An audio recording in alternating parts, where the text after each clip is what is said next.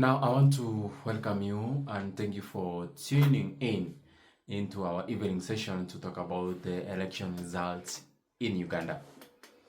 Now, before we dive onto the results, whereby we know Yoweri Museveni is leading with over 75%, followed by Bobi Wine, who is at 23%, and the others.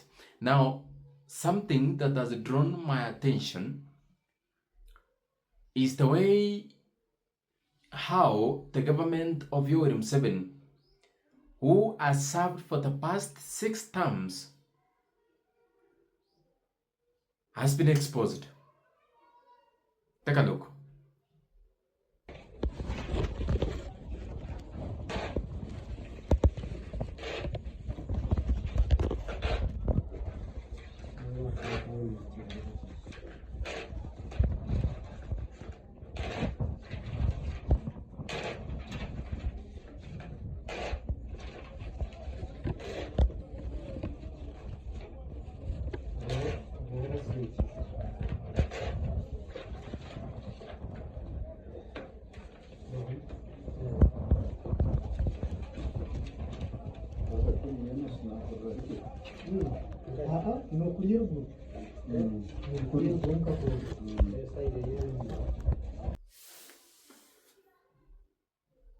Yoweri Museveni had said that the electronic system had a malfunction and they requested that they switch onto the manual system. The moment they switched onto the manual system, it was a plan to rig the elections. It's a way whereby he wanted elections to be rigged, and he had planned for the electronic system to malfunction and then introduce the old system.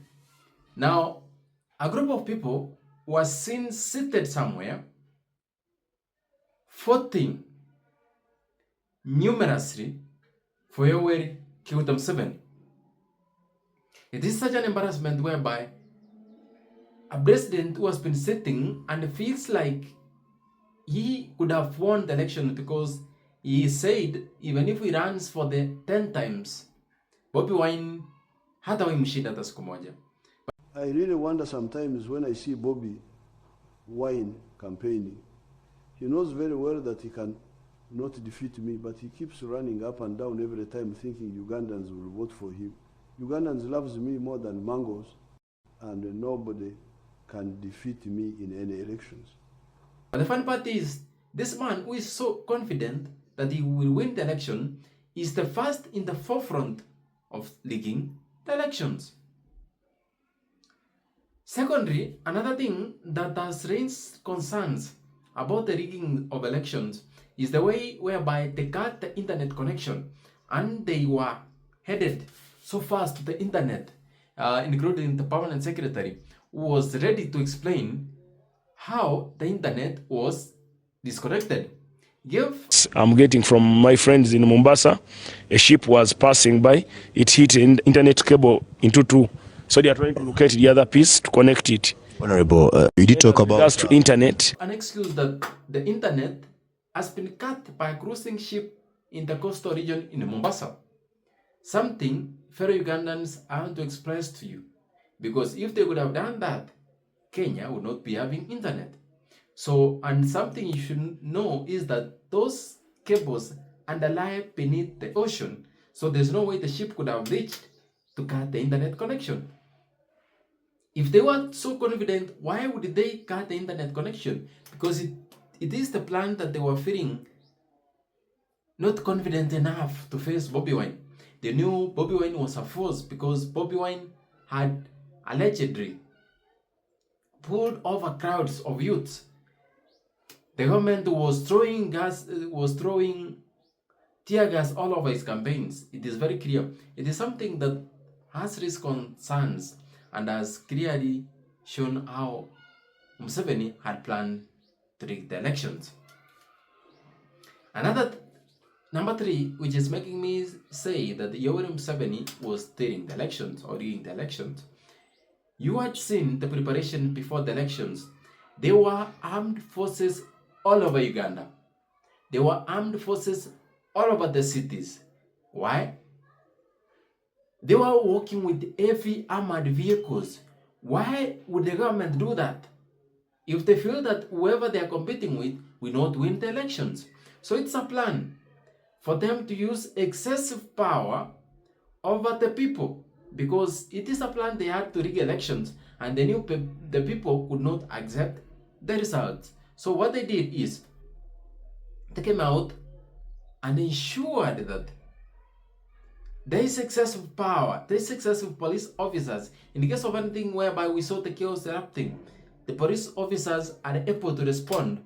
And what they did is they did massive killing. What we have seen around in Tanzania. Something else that is raising concerns over the rigging of election is Bobi Wine, after completing the elections, he went back home with his family. And then the police officer, armed forces, stormed his home using ladders. They jumped over the fence, cut electricity, cut CCTV cameras, used a chopper to light from above so that they are able to see how they are going to abduct the family of Bobi Wine. Likely enough, Bobi Wine knows about this compound. He was able to escape, but the family was left in distress. Why would the government, with all the powers, feel inferior to an extent of abducting someone who was running for president, and they feel that he will not win the elections? Something raising questions and a concern about the elections in Uganda. As we speak, Yoweri Museveni is leading. People are complaining they are not satisfied because clearly we have seen how the elections have been rigged. Something we don't expect to see in Kenya on the oncoming elections, because it started from Tanzania. We saw the rigging. We saw those who were in the opposition being arrested. We have seen the same thing in Uganda. Those that are in power are using excessive force over those that are in opposition or those who are opponents in the race. Something that we do not sit and agree with. Fellow Ugandans do not accept to be lied to. Fellow Ugandans do not accept to be manipulated. It's high time you understand and see things that we are showing you that they do not add up. Things that we have evidence and proof to prove to you that this is malicious stealing and rigging of elections. These are not elections. They are staged, managed elections to satisfy that the elections were completed. But in the real sense, we have seen what is behind.